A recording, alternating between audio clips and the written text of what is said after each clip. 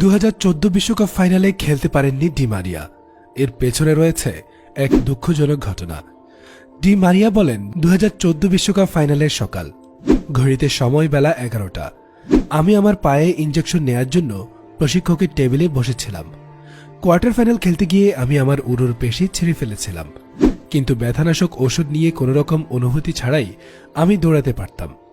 এজন্য আমি কোচিং প্যানেলকে বলেছিলাম, যদি আমার কোনো ক্ষতি হয় তাহলে আমার ক্ষতি হতে দিন, এসবে আমার কিচ্ছু আসে যায় না, আমি শুধু এই মহাগুরুত্বপূর্ণ ম্যাচটা খেলতে চাই।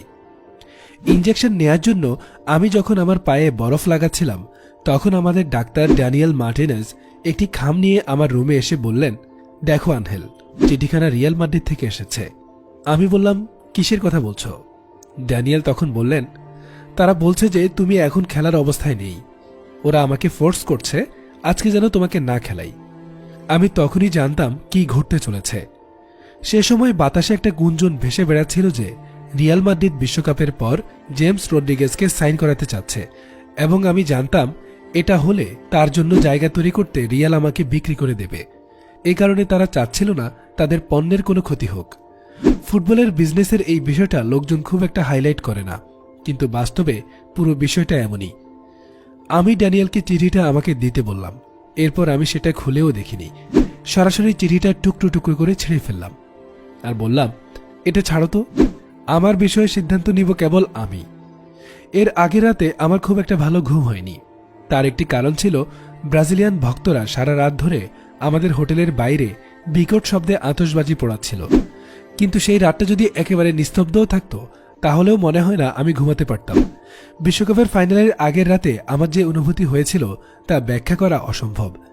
একবার চিন্তা করুন, আপনি সারা জীবন যেটা স্বপ্ন দেখেছেন সেটা আপনার চোখের সামনে পরদিন ঘটতে চলেছে। আমি জান প্রাণ দিয়ে চেষ্টা করেছিলাম ফাইনালটা খেলার, তার জন্য আমার ক্যারিয়ার বিসর্জন দিতেও প্রস্তুত ছিলাম, কিন্তু আমি চাইনি আমাদের দলের ভেতরে কোনো রকম ঝামেলা তৈরি হোক। এই কারণে সেদিন ঘুম থেকে উঠে আমি খুব ভোরবেলায় আমাদের কোচ সাবেলার সাথে দেখা করতে গিয়েছিলাম। আমাদের সম্পর্ক খুব খুব ঘনিষ্ঠ ছিল। আমি জানতাম আমি যদি তাকে বলি যে আমি স্টার্ট করতে চাই, সাবেলা কথাটা ফেলতে পারবে না। এজন্য আমি তাকে সরাসরি কিছু বলিনি। আমি শুধু আমার বুকে হাত দিয়ে অতি বিনয় এবং আন্তরিকতার সাথে তাকে বললাম, যাদের খেলা উচিত বলে আপনার মনে হয় শুধুমাত্র তাদেরকেই আজ খেলতে দিন। আমি বললাম, আপনার যদি মনে হয় আমার খেলা উচিত তবে আমাকে খেলাবেন, যদি মনে হয় আমি না, অন্য কারো আজ খেলা উচিত তবে অন্য কেউ খেলুক। আমি শুধু বিশ্বকাপ জিততে চাই, আপনি চাইলে আমি বিরতি পর্যন্ত খেলব। এতটুকু বলার পর আমি কাঁদতে শুরু করলাম। আমি সেই মুহূর্তে কাঁদতে চাইনি, কিন্তু পরিস্থিতি আমাকে বাধ্য করেছে কাঁদার জন্য। ম্যাচের আগ মুহূর্ত, টিম টক চলছে। সাবেলা বলল যে আমি আমার সিদ্ধান্ত নিয়ে ফেলেছি, এনজো পেরেজ স্টার্ট করতে চলেছে, কারণ সে পুরোপুরি ফিট। এই সিদ্ধান্তে আমি একটু বিচলিত হইনি। আমি ম্যাচের আগে এবং বিরতির সময়ে আবার ব্যথানাশক ইনজেকশন নিয়ে নিজেকে প্রস্তুত রেখেছিলাম, যাতে যে কোনো সময় আমাকে বেঞ্চ থেকে ডাকা হলে আমি খেলতে পারি। কিন্তু সেই ডাক আর আসেনি। আমরা জার্মানির বিপক্ষে বিশ্বকাপটা হেরে যাই। আমি নিজেকে নিয়ন্ত্রণ করতে পারছিলাম না। ওই দিনটা আমার জীবনের সবচেয়ে কষ্টের দিন। ম্যাচের পর মিডিয়া অনেক ধরনের গল্প, অনেক কুরুচিপূর্ণ কথা বলেছে আমার না খেলা নিয়ে, কিন্তু আমি এখন এই মুহূর্তে আপনাকে যা বলছি এগুলো পরম সত্য। এখনো আমাকে যে বিষয়টা ভাবায় সেটা হলো সাবেলার সাথে কথা বলতে যাওয়ার সময় তার সামনে কেঁদে ফেলার মুহূর্তটা। সাবেলা কি আমাকে কাঁদতে দেখে ভেবেছিল আমি নার্ভাস কিংবা খেলার জন্য প্রস্তুত না? বাস্তবে এটার সাথে নার্ভাসনেসের কোনো সম্পর্ক ছিল না। মুহূর্তটা আমার কাছে অনেক বেশি অর্থপূর্ণ ছিল, এজন্য আমি আবেগের বশবর্তী হয়ে কেঁদে ফেলেছিলাম।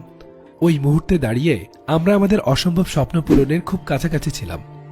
সুপ্রিয় দর্শক, এ ছিল ডি মারিয়ার 2014 বিশ্বকাপ ফাইনালে না খেলার কারণ। ফাইনালে ডি মারিয়া খেললে কেমন হতো সেই ফাইনাল?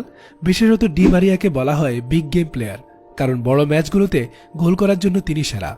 সুপ্রিয় দর্শক, আপনাদের এই বিষয়ে কি মনে হয় অবশ্যই মন্তব্য করতে ভুলবেন না। ধন্যবাদ।